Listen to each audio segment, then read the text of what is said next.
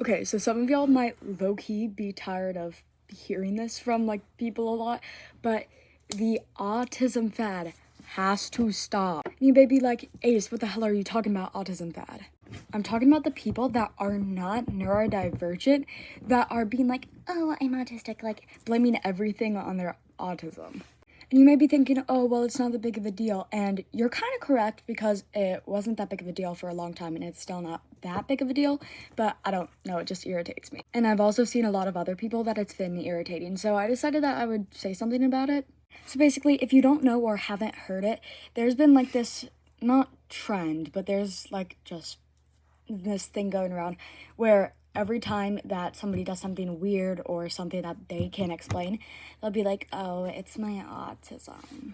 For example, if somebody's starting to shout out a bunch of brain rot words in the middle of your history class for like no apparent reason, and you're like, dude, what are you doing? And they're like, oh my god, I'm sorry, it's like my vocal stem, like my autism, I'm so autistic. That pisses me off. And if you're also neurodivergent, you probably get pissed off by this as well.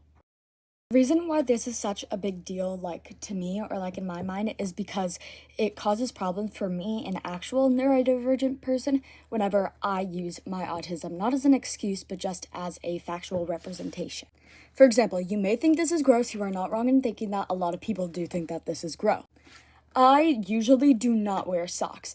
It is a fabric thing for me. It's like a texture. It's like, it just doesn't feel good. If I wear socks, the only type of socks that I will wear are knee-high socks, because I don't like whenever my socks just touch my ankle, or I don't like whenever my socks are just on the bottom of my feet. It drives me crazy. Now, I knew what sensory issues were before I was actually diagnosed with autism, but what I learned after was that autistic people, especially children, are more likely to have these, like, worse reactions or bigger reactions to the sensory overload and stuff like that. I said overload really weird, but ignore that. That's not what this video is about. And so if somebody's asking me, oh, like, why aren't you wearing socks? That's gross. And I'm like, oh, well, I have sensory issues, so I don't like the way that the socks feel. And since I'm autistic, it kind of heightens that. A lot of the time they'll respond, you're not autistic, like you're faking it.